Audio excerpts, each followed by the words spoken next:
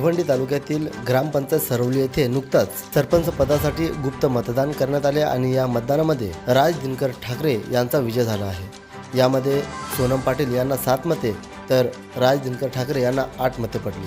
सदर ही निवडणूक अध्यासी अधिकारी अरुण बडगुजर यांच्या अध्यक्षतेखाली पार पाडली गेली। त्यासोबतच यावेळी ग्रामविकास अधिकारी सुभाष आहेर व काँग्रेस कमिटी ठाणे जिल्हा ग्रामीण अध्यक्ष व DY फाउंडेशन संस्थापक अध्यक्ष दयानंद दादा चोरगे यांच्या विशेष उपस्थितीमध्ये सरपंच पदाची नेमणूक करण्यात आली आणि राज दिनकर ठाकरे यांची सरपंच पदासाठी निवड होताच त्यांच्या समर्थकांद्वारे मोठ्या प्रमाणामध्ये फटाक्यांच्या आतिषबाजीत जल्लोष पाहायला मिळाला। तसेच यावेळी ग्रामपंचायत कमिटीच्या वतीने देखील नवनिर्वाचित सरपंच राज दिनकर ठाकरे यांना शुभेच्छा देण्यात आल्या। त्यासोबतच पंचक्रोशीतील अनेक नागरिकांनी देखील यावेळी राज ठाकरे यांना शुभेच्छा दिल्या आहेत। तसेच या शुभप्रसंगी महाराष्ट्र प्रदेश युवक काँग्रेस सचिव वीरेन चोरगे व शिवसेना युवा सेना ठाणे जिल्हा सचिव आतिश भामरे यांनी देखील नवनिर्वाचित सरपंच राज दिनकर ठाकरे यांना त्यांच्या पुढच्या वाटचालीसाठी शुभेच्छा दिल्या आहेत। तसेच या शुभप्रसंगी नवनिर्वाचित सरपंच राज दिनकर ठाकरे यांना ज्यांनी सहकार्य केले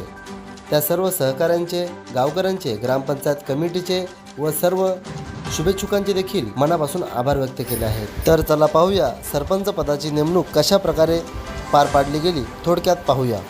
अध्यक्षीय अधिकारी श्री अरुण बडगुजर असे जाहीर करतो की सरवली ग्रामपंचायत येथे श्री राज दिनकर ठाकरे यांची सरपंचपदी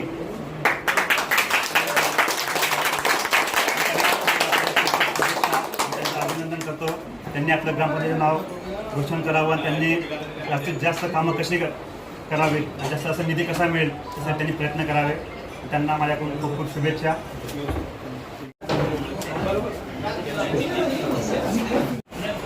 आत्महत्या करा मिलन दिसेल या तू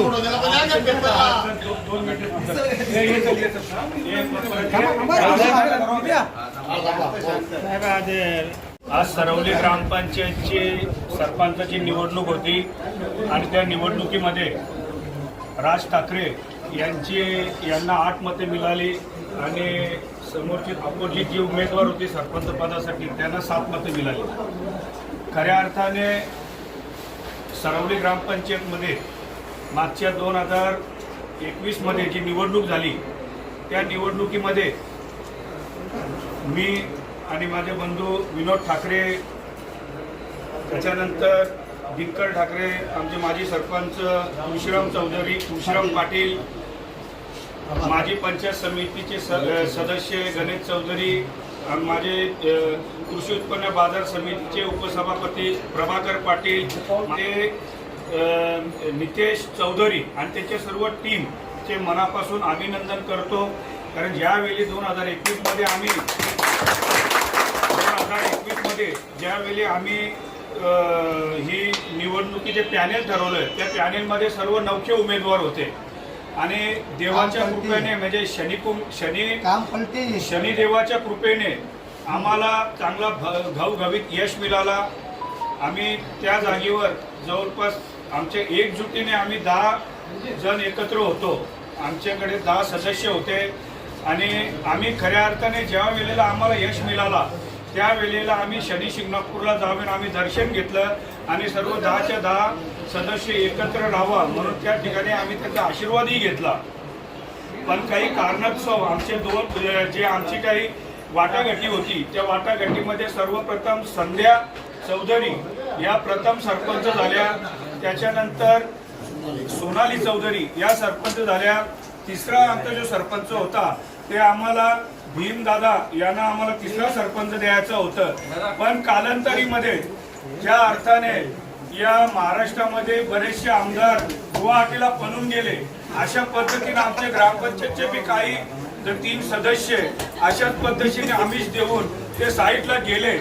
पण एक वेळ जी आहे ती गेली, पण खऱ्या अर्थाने आम्हाला शनिदेवानी पुन्हा आशीर्वाद दिला आणि त्यांच्याकडे जे 8 सदस्य होते आणि आमच्याकडे 7 सदस्य होते त्याच्यापैकी एकाला आशीर्वाद शनिदेवानी दिला आणि आज आमच्याकडे आमच्या परड्यामध्ये 8 सदस्य आमचे निवडून आले आणि जी सत्ता आमची होती ती सत्ता आम्ही पुन्हा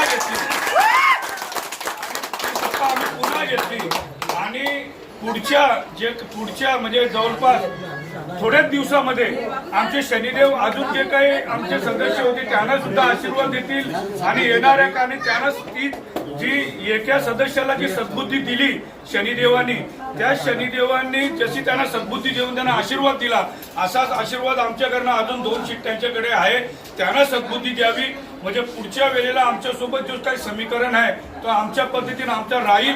आणि आजच तुम्हाला सांगतो, सामायिक परीक्षा झाली, आता 20 वर्षे या परीक्षेमध्ये कोणाला पास होऊन देणार नाही एवढा शब्द दयानंद चोरगे इथे. माझे सरवलीपाडा, सरवली आणि ठाकूरपाड्याच्या मतदारांना मला आव्हान की 20 वर्षे ही सत्ता जाऊन देणार नाही एवढं आश्वासन मी तुम्हाला आज या ठिकाणी देतो. जे घडलं ते घडलं. ती एक वाईट होती, त्या वाईट वेळामध्ये एखादा व्यक्ती तिकडे गेला, पण त्याचं काय म्हणजे आता आपण ते बोलू नये, पण बरेचसे काही गोष्टी केल्या असतील, पण काय त्यांना दुःख झालं असेल त्यावेळेला आम्हाला काही दुःख झाला ते आम्हाला माहिती, आणि आता त्यांना काही दुःख होत असेल ते त्यांना आता माहिती. जेणेकरून कुठलीही सत्ता बसू दे, कुठलीही, पण ती सत्ता जी आहे ती पारंपरिक चालू द्या.